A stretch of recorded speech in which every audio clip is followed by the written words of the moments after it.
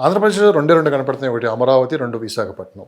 So ఇప్పుడు invest చేసే వాళ్ళు ఈ రెండు నగరాలపైనే ఎక్కువ దృష్టి పెట్టుంటారు. అమరావతి మీదనే ఎక్కువ ఇన్వెస్ట్మెంట్ అవుతుందండి. అంటే విశాఖపట్నం కూడా ఏంటంటే ఇప్పుడు తెలుగు సినిమా ఇండస్ట్రీ కూడా కొంత అటువైపు చూసే అవకాశం ఉంది. ఇప్పుడు ఇండస్ట్రీ కావచ్చు, టూరిజం కావచ్చు, ఐటీ కంపెనీస్ కావచ్చు, already developed area Visakhapatnam. So అటువైపు కూడా కొంతమంది ఇన్వెస్ట్ చేసే అవకాశం ఉంది. ప్రజెంట్ ఇప్పుడు విశాఖపట్నంలో రేట్లు ఎలా ఉన్నాయి అంటే మీకు ఉన్న సమాచారం ప్రకారం? 5 to 6 year అయితే మినిమం ఉందండి దగ్గర. Yes, Vizag areas around. ఇంకా మనకి సిటీ నుంచి 80 kilometers 90 kilometersలో రీసెంట్లీ ఒక 150 acres చేస్తారని వచ్చారు. ఇంటర్నేషనల్ ఎయిర్పోర్ట్ కూడా అక్కడ 45 lakhs ఎంతో చెప్తా ఉన్నారు ఎకరా. సో అలాంటి వాటిలలో ఇప్పుడు ఇన్వెస్ట్ చేసుకోవచ్చు, ఎందుకంటే అవి ఓవర్. యాక్చువల్గా భోగాపురం ఇంటర్నేషనల్ ఎయిర్పోర్ట్ దగ్గర ల్యాండ్స్కి విపరీతమైన డిమాండ్ ఉంది. ఛాలెంజ్ తీసుకుని జగన్మోహన్ రెడ్డి అది పూర్తి చేస్తున్నారు, శంకుస్థాపనకి పరిమితం అయిపోయింది. సో మరి అక్కడ పరిస్థితులు రేపు ఏ విధంగా ఉంటాయో కూడా తెలియదు. అక్కడ నిజంగానే ఎయిర్పోర్ట్ ఒకవేళ ఎస్టాబ్లిష్ చేయగలిగితే మాత్రం హ్యూజ్ అమౌంట్ ఆఫ్ టూరిజం పెరుగుతుందండి వైజాగ్లో. ఎందుకంటే Vizag, Araku, these are already మనకి హెరిటేజియస్ పాయింట్స్ అవి. సో డెఫినెట్లీ మీ అంచనా ప్రకారం ఆ ప్రాజెక్ట్ కంప్లీట్ అయితే అనుకుంటున్నారా?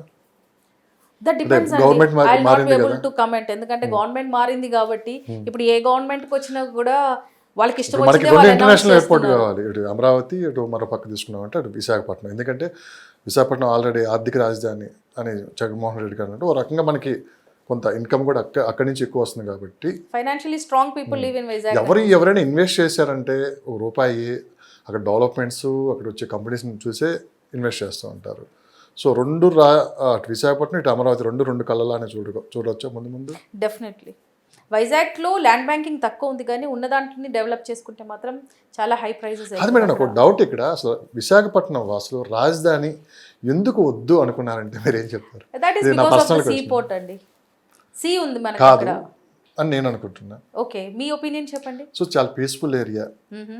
ఇప్పటికే వైజాగ్ చాలా పెద్ద ఏరియాగా డెవలప్ అయింది. ఓకే, చాలా ప్రశాంతమైన వాతావరణంలో ఉండే విశాఖపట్నాన్ని మళ్ళీ రణగుణ ధనులు, అధికారులు, సెక్యూరిటీ, దాన్ని ఎవరు ఇష్టపడలేదు అక్కడ.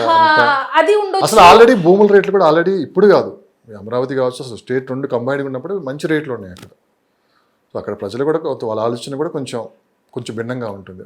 ఒక మంచి మనస్తత్వం ప్లస్ ఒక ఫ్రీగా బతకాలి మేమంతా అనుకుంటారు ఎప్పుడైనా సరే.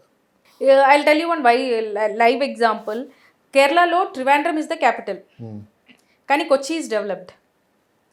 ట్రివాండ్రంలో సీ ఉంది, సిటీ కెనాట్ బి ఎక్స్పాండెడ్. ఒక స్టేట్ క్యాపిటల్ అంటే ఎక్స్పాన్షన్కి ఆపర్చునిటీ ఉండాలి, ల్యాండ్ బ్యాంకింగ్ ఉండాలి. Vizag is a small place.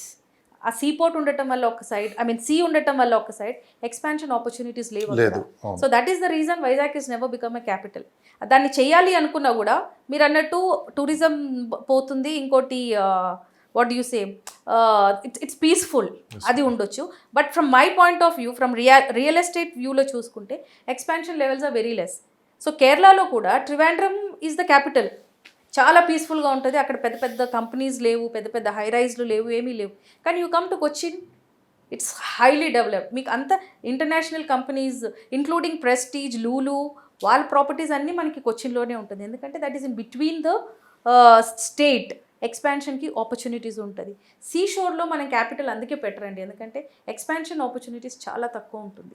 ఈ 5 సంవత్సరాల నుంచి అమరావతిలో ఎంత బాధపడ్డారో గత 3 రోజుల నుంచి అయితే వాళ్ళ సంతోషానికి అవతలేవు. చాలామంది ఇన్వెస్ట్ చేసిన వాళ్ళకి. సో ఇప్పుడు ఇన్వెస్ట్ చేసే వాళ్ళకి కూడా అదే భవిష్యత్తును దృష్టిలో పెట్టుకొని అక్కడ ఇన్వెస్ట్ చేస్తున్నారు. మేడం, మిడిల్ క్లాస్ పీపుల్ హైదరాబాద్లో అమరావతి సైడ్ ఇన్వెస్ట్ చేయాలంటే సో ఎక్కడ ఇన్వెస్ట్ చేస్తే బాగుంటుంది? అంటే ఒక కన్స్ట్రక్షన్ సైడ్ వెళ్ళొచ్చా వాళ్ళు, లేకుంటే ఫ్లాట్స్ తీసుకోవచ్చా, లేకుంటే ఏదైనా ఎకరాల లెక్క ఫామ్ ల్యాండ్స్ లాగా అక్కడ కూడా డెవలప్ అయ్యే అవకాశం ఉందా? ఇప్పుడు రైట్ టైం ఏంటండి? ఇప్పుడు అమరావతి చుట్టుపక్కల చాలా వెంచర్స్ ఉన్నాయండి, డెడ్ అయిపోయి పడున్నాయి. అప్పుడు అమరావతి వస్తున్నప్పుడు కొన్ని వాళ్ళు లేఅవుట్లు వేసి ఇప్పుడంతా బంజర్ భూమిలా ఉన్నాయి అవన్నీ. ఒకప్పుడు ఇవి కూడా అగ్రికల్చరల్ ల్యాండ్స్ ఉండేటివి. సో అప్పటి నుంచి ఏవైతే లేఅవుట్స్ అలా పడున్నాయో ఆ లేఅవుట్స్లో ఇన్వెస్ట్ చేసుకోమని చెప్పండి, చాలా డబ్బులు వస్తాయి రేపు ఫ్యూచర్లో. ఎందుకంటే Amaravati is on the national highway. చెప్తే అవ్వదు, మీలాంటి ఎక్స్పర్ట్ చెప్తే అవుతుంది. Amaravati is a national highway.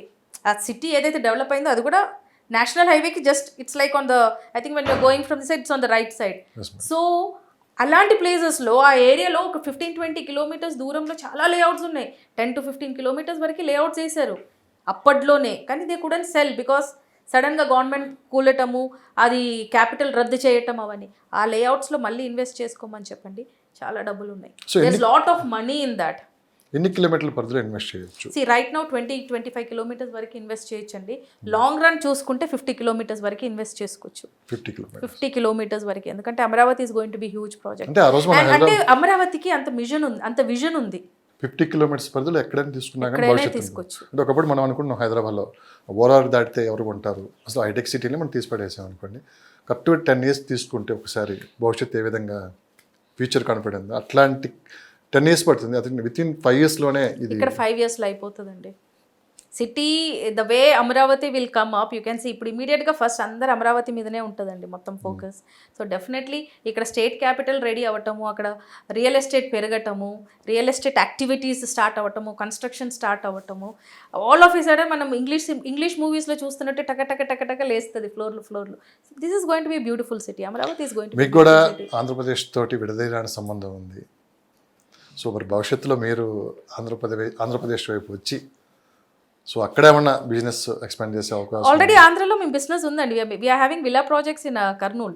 మీకు ఆంధ్రప్రదేశ్లో ఉంది, అటు ఊటీలో ఉంది, ఇక్కడ హైదరాబాద్లో ఉంది, కానీ భవిష్యత్తు అక్కడ కనపడుతుంది కాబట్టి భవిష్యత్తులో అటు వచ్చే అవకాశం ఉంది. చాలా మంది ఇప్పుడు ఏంటంటే, ఎందుకు అడిగానంటే ఈ మాట నేను, చాలా మంది ఇన్వెస్టర్స్ ఏంటంటే ఒక కన్ఫ్యూజ్ వాతావరణంలో ఉన్నారు. సో మరి ఆంధ్రాలో పెట్టొచ్చా లేదా ఏంటి భవిష్యత్తు ఏంటంటే ఒక గందరగోళం.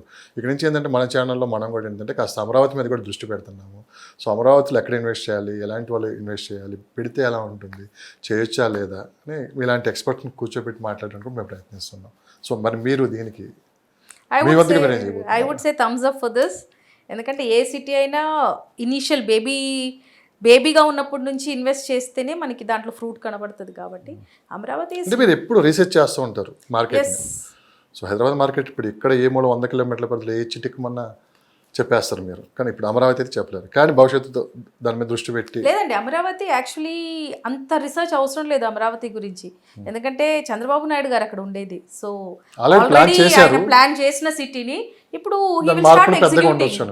మార్పులు చేసినా కూడా విత్ ఇన్ దట్ లిమిటే ఉంటుంది. కాబట్టి మరి ప్లేస్ అయితే మార్చుకునేంత ఛాన్స్ అక్కడ రాదు. సో డెఫినెట్లీ చిన్న మార్పులు జరుగుతుంది. బికాజ్ ఆ సిటీని వెల్ ప్లాన్ చేశారు, ఇన్వెస్టర్స్ వచ్చారు, ఇన్వెస్టర్స్ అక్కడ వచ్చి అక్కడ చాలా మీట్స్ జరిగాయి. సో ఇప్పుడు ఏంటంటే there is no planning there, it is only డైరెక్ట్గా ఎగ్జిక్యూట్ చేయటమే ఉంది. So it's a beautiful place to invest now. చూద్దాం భవిష్యత్తులో ఎలా ఉంటుందో. సో మీలాంటి వాళ్ళు ఎక్స్పర్ట్స్ అమరావతి మీద ఎంత అంచనాలు వేస్తారనేది ముందు మనకు తెలుసు. No we bet on Amaravati అండి. Amaravati is going to be the future Hyderabad. So మరి అమరావతిలో ఇన్వెస్ట్ చేయాలనుకుంటున్నారు చాలామంది. సో మనం మిమ్మల్ని కాంటాక్ట్ అవ్వాలంటే మీ నెంబరు, మీ వెబ్సైట్ ఏమన్నా చెప్పగలరు? It's www.bodahomesinfra.com and my phone number is 7569922847. You can contact me anytime through WhatsApp. సపరేట్గా అమరావతి కోసం మీరు ఏమన్నా we are planning అండి నో. ఏం చేయబోతున్నారు? ఆల్రెడీ చాలా ఇన్వెస్టర్స్ ఉన్నారు హైదరాబాద్లో ఇన్వెస్ట్ చేయడానికి వెయిట్ చేసిన వాళ్ళు. వాళ్ళకంతా ల్యాండ్స్ ఉన్నాయి అక్కడ, ఐ మీన్ చుట్టుపక్కల అమరావతి దగ్గర. So they are planning to now start off with that. So definitely వాళ్ళని హెల్ప్ చేస్తాము in promoting their product in Hyderabad. ఫైనల్గా ఇది ముగించే ముందు రీసెంట్గా ఒక నెల్లూరు నుంచి అక్కడ బిజినెస్ చేసేవాళ్ళు మిమ్మల్ని కాంటాక్ట్ అయ్యారు. సో చాలా పెద్ద బిజినెస్ వాళ్ళది. సో భవిష్యత్తు బాగాలేదు, అక్కడ పరిస్థితులు అంత అనుకూలంగా లేవు, ఏదన్నా రేపు పరిస్థితులు అనుకూలంగా రాకపోతే హైదరాబాద్ ఇన్వెస్ట్ చేయడానికి మేము రెడీగా ఉన్నామని చెప్పి మీ దగ్గరికి వచ్చారు. సో మీరు కూడా చెప్పారు వెయిట్ చేయండి రిజల్ట్ వచ్చిన వరకు, దాన్ని బట్టి మీరు డెసిషన్ తీసుకుంటున్నారు. రైట్, అదంతా నేను చూశాను కలరు. ఇలాంటి వాళ్ళు ఎంతమంది ఉంటారు మేడం బేసిక్గా? దట్స్ వాట్, రోజుకి 10 మందిలో 5 అలాంటి వాళ్ళే వస్తారండి మా దగ్గర. 70 to 80% మైండ్లో ఫిక్స్ అయిపోయి వచ్చారు బ్యాగ్ తీసుకొని. అవును, ఇక్కడ ఇన్వెస్ట్ చేయాలి, ల్యాండ్ చూపించినని. ఇప్పుడు ఈ 3 days నుంచి వాళ్ళ ఆలోచన ఏంటి? ఈ 3 days నుంచి I think on that day also నేను వాళ్ళకి చెప్పాను ఎలక్షన్ రిజల్ట్ వరకు వెయిట్ చేయండి అనేసి. ఎందుకంటే హైదరాబాద్ ఆ రోజే చెప్పాను, మీరున్నారు ఆ రోజు మీటింగ్లో, Hyderabad this is not the right time to come up with new project. చిన్న ప్రాజెక్ట్స్ ఎక్కడైనా చేసుకోవచ్చు కానీ పెద్ద ప్రాజెక్ట్కి ఇప్పుడు ఇక్కడ మనకు ఆపర్చునిటీ లేదు. వెయిట్ ఫర్ ది ఎలక్షన్స్ అని చెప్పాను. Election result if it is towards TDP, that is the right place. వాళ్ళు ఒక్కలేంట్లో ఎగ్జాంపుల్ చెప్పాను, అందరికీ అదే చెప్తున్నారు. దాదాపు నాకు తెలిసి లాస్ట్ 6 months నుంచి చాలా మంది అప్రోచ్ అవుతున్నారు. 500 to 500 people వెయిటింగ్ అంట ఇక్కడ ఇన్వెస్ట్ చేయడానికి. లేదు, లాస్ట్ 6 months నుంచి ఇదే జరుగుతుందండి. మా దగ్గర అక్కడ పొలాలు ఉన్నాయి, మా దగ్గర అది ఉన్నాయి, కానీ మేము ఏం చేయలేకపోతున్నాం ఏంటి అనేది చాలా మంది అడ్వైజర్స్ కోసం కాల్ చేశారు. And we had been telling them. ఎందుకంటే ఈ రెవల్యూషన్ అగేన్స్ట్ జగన్ అనేది ఆల్మోస్ట్ లాస్ట్ 1.5 year నుంచి స్టార్ట్ అయింది. సో మేము కూడా ఎక్స్పెక్ట్ చేసాం ఈసారి జగన్ రారు అనేసి. So we are also telling them the same thing, ఇన్ని రోజులు ఓపిక పట్టారు కదా, ఇంకో 5-6 months ఓపిక పట్టండి అనేసి. ఎందుకంటే హైదరాబాద్లో ప్రాజెక్ట్ చేసి ఇక్కడ దొరికే ప్రాఫిట్ కంటే కూడా ఇంటూ 3 అక్కడ దొరుకుతుంది వాళ్ళకి. So that is the wise thing to invest there. అక్కడ సేల్స్ కూడా ఇప్పుడు ఫాస్ట్గా అవుతుంది, ఎందుకంటే new city, new investors, new investments. So Hyderabad కంటే కూడా కంపారిజన్ చేసుకుంటే వాళ్ళకి అక్కడే ఎక్కువ సేల్స్ అవుతుంది.